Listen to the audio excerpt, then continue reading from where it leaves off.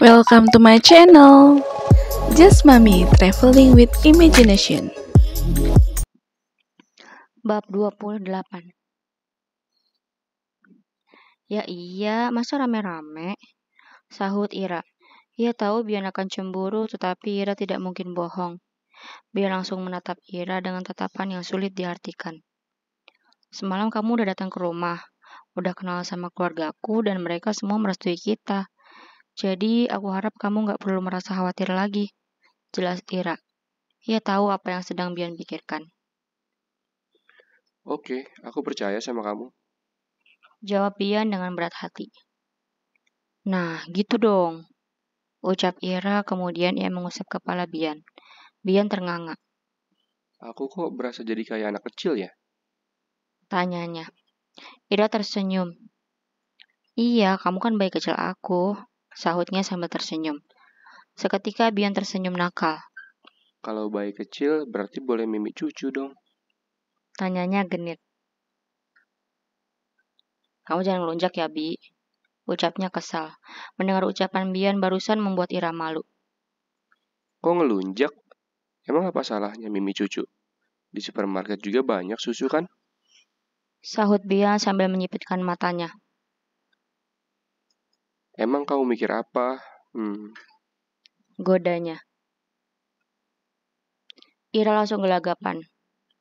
Enggak, udah aku mau kerja. Kebanyakan ngobrol sama kamu nanti malah lupa kerja. Ucap Ira, ia pun langsung berdiri dan hendak melarikan diri. Bian langsung memegang tangan Ira. Tunggu. Ucapnya. Apalagi? Tanya Ira kesal. Aku mau pergi jauh. Kita baru ketemu 2 bulan lagi. Masa gini aja perpisahannya? Tanya Bian memelas. Ira baru ingat bahwa kekasihnya itu hendak pergi. Iya, terus harus gimana? Tanya Ira salah tingkah. Peluk kek, cium gitu. Jawab Bian nakal. Bi, ini kan tempat umum. Keluh Ira. Ya udah, kalau peluk boleh nggak? Aku bakalan kangen banget sama kamu sayang. Pinta Bian. Tapi kalau ada yang lihat gimana? Aku malu. Ucap Ira. Sebenarnya ia pun ingin memeluk Bian. Bian mengulurkan tangannya, kemudian ia memberikan tangannya pada Bian.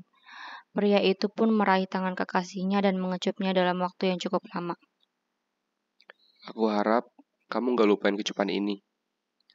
Ucap Bian setelah melepaskan bibirnya. Kemudian ia menatap Ira dan menempelkan 2 jari di bibirnya. Lalu komandan itu menempelkan jari tadi di bibir Ira. I love you. Ucap Bian. Ira pun tersenyum. Kamu nih emang banyak banget akalnya. Ucap Ira gemas. Kalau nggak gitu, aku nggak akan jadi komandan angkatan darat. Jawab Bian bangga. Iya deh iya. Ucap Ira. Ya udah, aku pergi ya. Nanti aku kabarin kalau sudah sampai sana. Ucap Bian berpamitan pada Ira. Tetapi tangannya masih menggenggam sebelah tangan Ira. Iya, hati-hati, sahut Ira. Bian melepaskan tangan Ira secara perlahan. Ia sangat berat jika harus berpisah dengan kekasihnya begitu saja. Jangan nakal. Ucap Bian. Kamu juga, sahut Ira. Perlahan genggaman tangan mereka terlepas. Bian pun melangkah semakin menjauh, hingga akhirnya Ira balik badan saat sudah tidak melihat Bian lagi.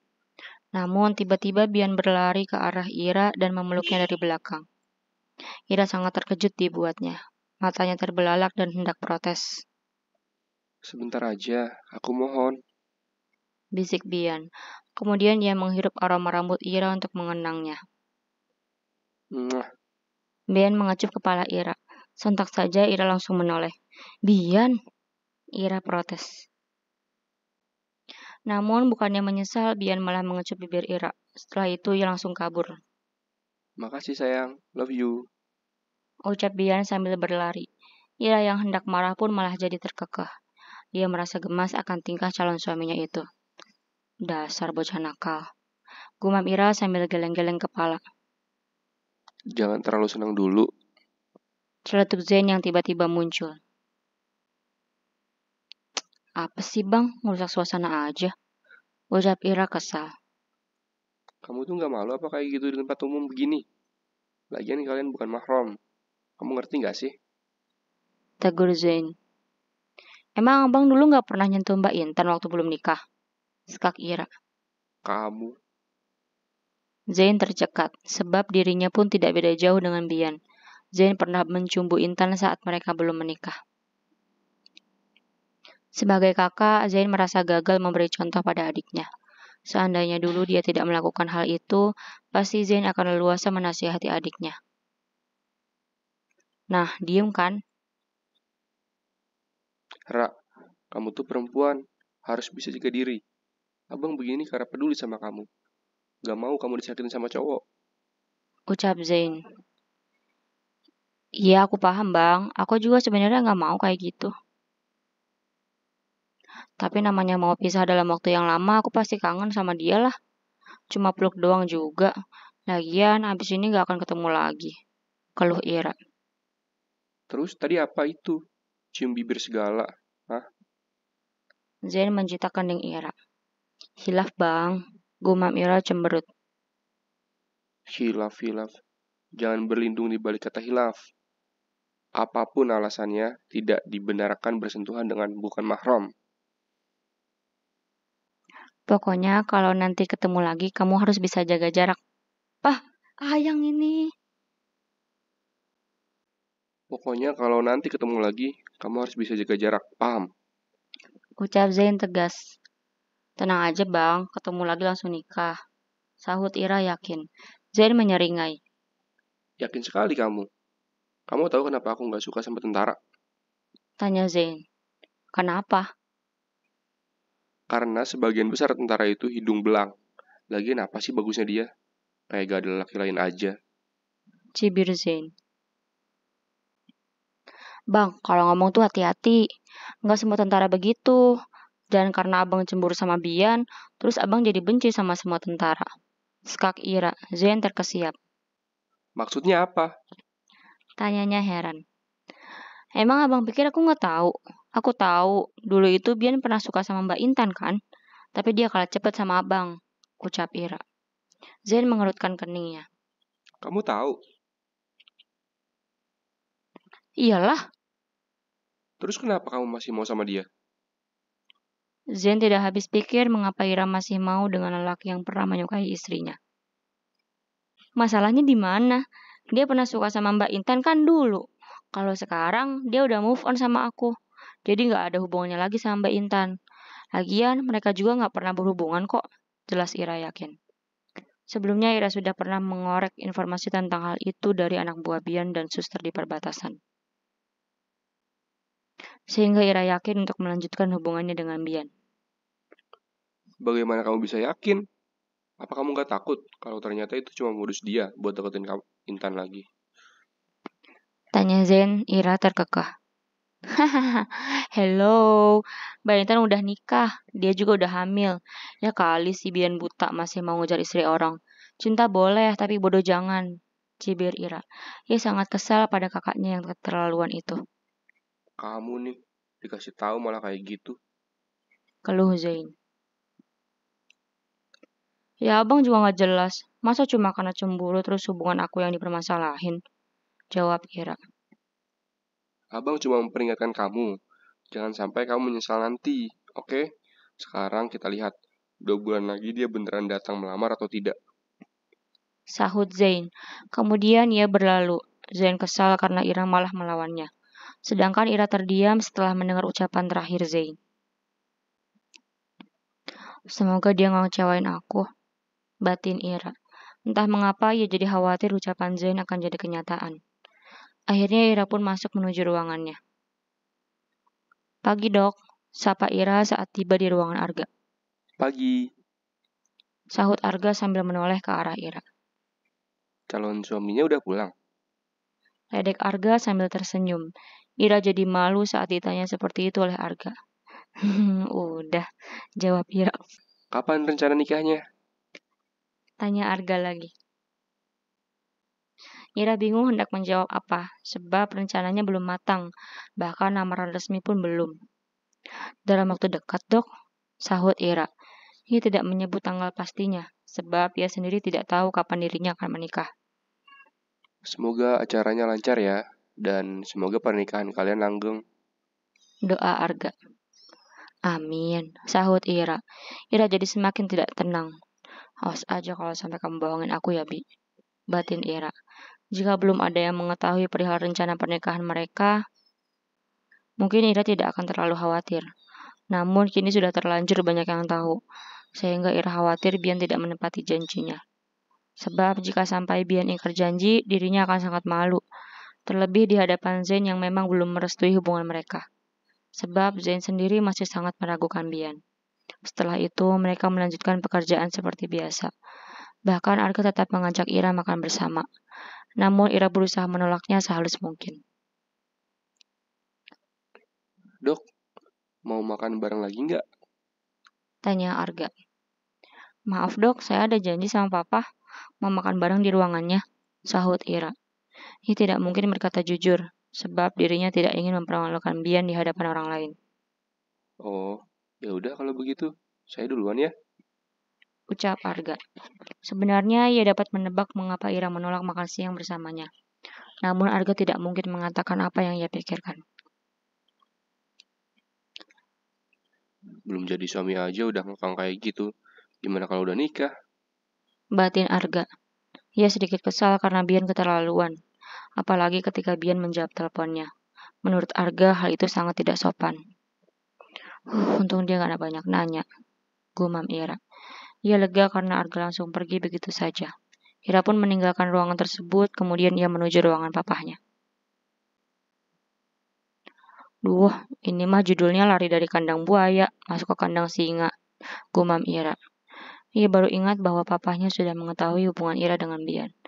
Sehingga Ira khawatir dirinya akan diinterogasi oleh Mu mengenai hubungan mereka. Udahlah, pasrah aja. Gumam Ira.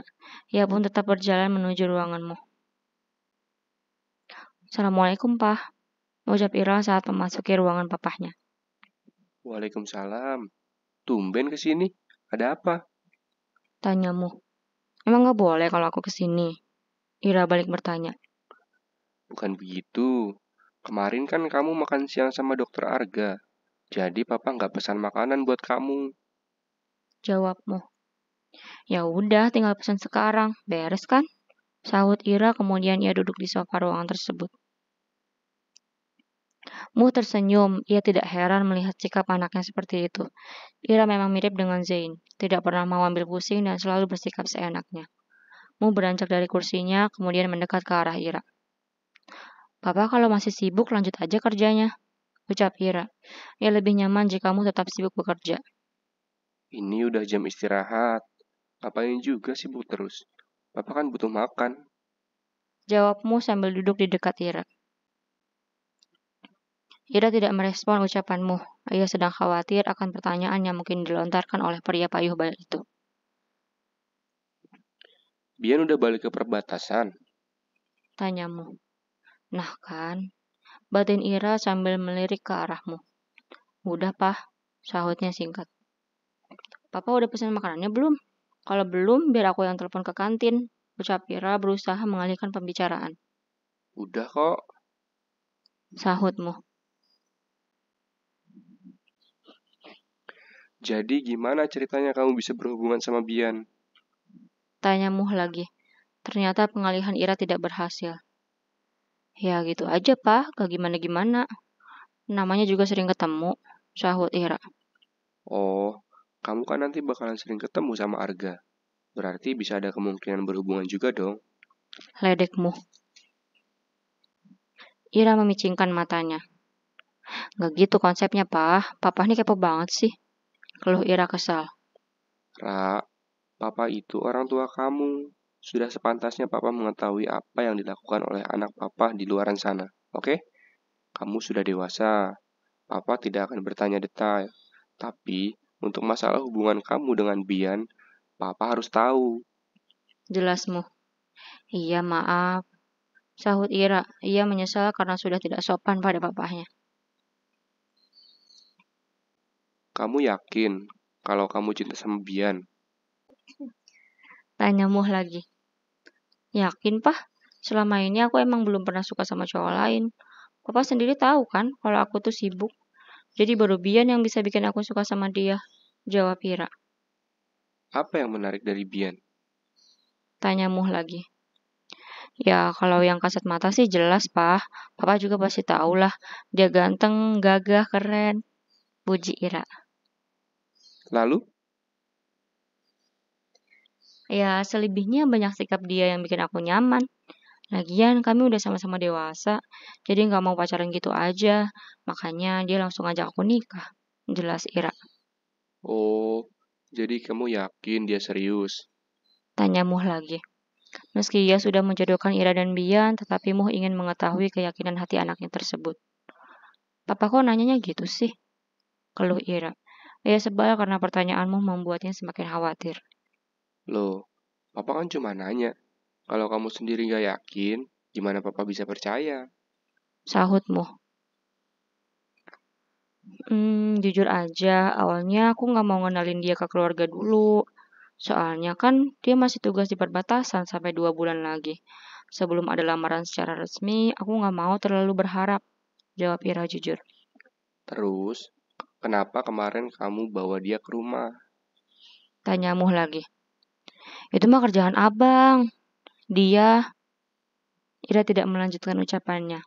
Ia tidak mungkin mengatakan bahwa dirinya kepergok di jalan oleh Zain. Dia kenapa? Tanya Muh penasaran.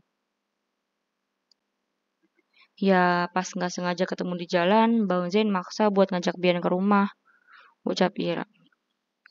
Kamu tahu kan, dulu Bian pernah naksir Intan. Tanya Muh lagi. Ia tidak ingin ada ganjalan di hati anaknya. Papa kenapa kayak abang sih? Udahlah, masalah itu nggak usah diungkit lagi. Keluh Ira lagi. Loh, bukan begitu sayang. Papa cuma nggak mau aja kamu kecewa kalau ternyata belum tahu. Ujar Muh. Udah kok, malah aku udah tahu dari awal. Iya dulu Bian emang pernah suka sama Mbak Intan. Tapi aku yakin sekarang ia udah move on. Jawab Ira kesal. Syukurlah kalau begitu. Papa doakan semoga rencana kalian berjalan lancar. Ujar Muh.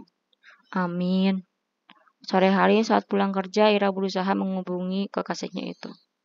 Ini orang kemana sih? Masa iya jam segini belum nyampe? Kenapa dari tadi gak ngubungin aku? Gumam Ira gelisah. Bersambung. Welcome to my channel. Just Mami Traveling with Imagination.